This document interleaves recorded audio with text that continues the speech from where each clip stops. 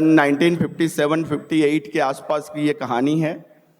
NASA का नाम आप सब तमाम लोग जानते हैं, खासतौर पे बहुत सारे स्टूडेंट साइंस के हैं। नासा जो है 1957-58 के आसपास में एक ज़बरदस्त काम में लगा हुआ था कि दुनिया का सबसे पहला स्पेस शटल कौन लॉन्च करेगा। उसी वक्त अमेरिका का जो ट्रेडिशनल कंपटीशन जो हमेशा जिसके साथ रहा है, यूएसएसआर, जो अभी रशिया के नाम से जाना जाता है, रशिया के साइंटिस्ट भी इसी काम पे लगे थे।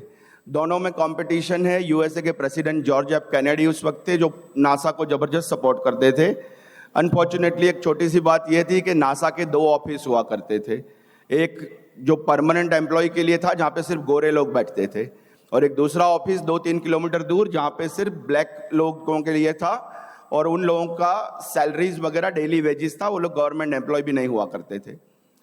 नासा के ऑफिस में मेहनत चल रही है लगातार, तभी एक बार न्यूज़ आता है, अचानक उनको खबर पता चलता है कि दुनिया का पहला स्पेस शटल जो है वो रशिया ने ऑलरेडी लॉन्च कर दिया।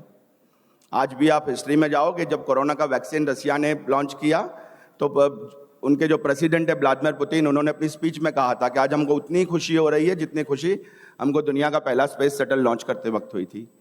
अमेरिका के लिए, नासा के लिए शर्म की बात थी। अब क्या करना, जो हो गया वो हो गया। जॉर्ज एफ कैनेडी का कॉल आता है कि अब जो हुआ उसको तो रिवर्स नहीं कर सकते, लेकिन इतना कोशिश करो कि कम से कम हम जितना जल्दी हो सके हमारा स्पेस शटल भी लॉन्च करें, ताकि तारीख में हम ये कह सके कि हम ज़्यादा पीछे नहीं थे। मेहनत शुरू होती है, ज़बरदस्त प्रेशर के साथ काम चालू होता है। तभी नासा में एक बहुत इंपॉर्टेंट पोस्ट होती है, जिस पोस्ट का नाम होता है ह्यूमन कंप्यूटर। ह्यूमन कंप्यूटर पे जो बंदा है उसका नर्वस ब्रेकडाउन हो जाता है, दिमागी तौर पे वो बीमार हो जाता है। इतना सारा काम है, अब क्या करना। बहुत सारे इंटरनल लोगों के इंटरव्यू लिए जाते हैं, कोई क्लियर नहीं होता। अल्टीमेटली कोई आके बोल रहा है कि हमारी वो 2-3 किलोमीटर दूर जो ऑफिस है वहाँ पे एक लेडीज़ है जिनका नाम है कैथरीन जॉनसन। आप उनको एक बार बुलाओ, वो इस पोस्ट के लिए बहुत काबिल है।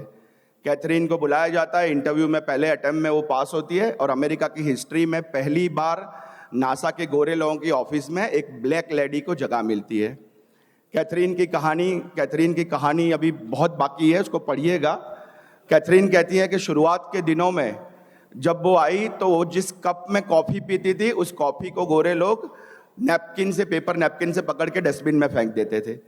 अगर उसको वॉशरूम जाना है तो गोरे लोगों का वॉशरूम उसको अलाउड नहीं था, 2 किलोमीटर दूर पुरानी ऑफिस में जाना पड़ता था। बहुत सारी ऐसी चीज़ें हैं जो डिटेल में आप उसके बारे में जान पाओगे। खैर, अगर कहानी को कट शॉर्ट करूं तो अमेरिका एग्जैक्टली कुछ 2.5 या 3 महीने बाद अपना पहला स्पेस शटल लॉन्च करता है, और उस स्पेस शटल पे जो 3 नाम लिखे होते हैं उसमें एक नाम होता है कैथरीन जॉनसन का। 36 ईयर की एज है। ऐसा नहीं है कि कैथरीन स्टूडेंट एज में ज्वाइन कर रही है, 36 या 38 साल की एज है। सिंगल मदर है, 12 साल की बच्ची की माँ है, और अपने फैमिली स्ट्रगल के साथ साथ में वो यहाँ पे आगे बढ़ रही है। कहानी अभी उसकी यहाँ पे ख़त्म नहीं हो रही। आप सब ने नील आर्मस्ट्रॉन्ग का नाम सुना होगा, चांद पे जाने वाला पहला बंदा।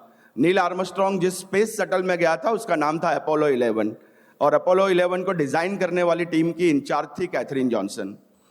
उसके बाद अपोलो 13। दुनिया की तारीख में आज तक 2025 तक अगर सबसे ज़्यादा दूरी डिस्टेंस किसी स्पेस शटल ने अभी तक तय किया है तो वो है अपोलो 13, जो मिशन टू मार्स के तहत लॉन्च किया था। मार्स तक तो नहीं पहुंच पाए, लेकिन सारे जितने भी एस्ट्रोनॉट थे वो सारे सही सलामत वापस आ चुके थे। अपोलो 13 का भी चीफ जो इंचार्ज थी वो कैथरीन जॉनसन थी। This is the third achievement. मैं स्पेशली ये बात कह रहा हूँ क्योंकि यहाँ पे बहुत सारी खवातीन वुमेन बैठी हुई है। 2015 में जब बराक ओबामा प्रेसिडेंट हुआ करते थे अमेरिका के, जैसे हमारे हिंदुस्तान में भारत रत्न को सबसे बड़ा अवार्ड माना जाता है, अमेरिका में प्रेसिडेंटल अवार्ड का बड़ा स्टेटस है। 2015 में कैथरीन को 97 की एज में प्रेसिडेंटल मेडल अवार्ड दिया गया 2015 में।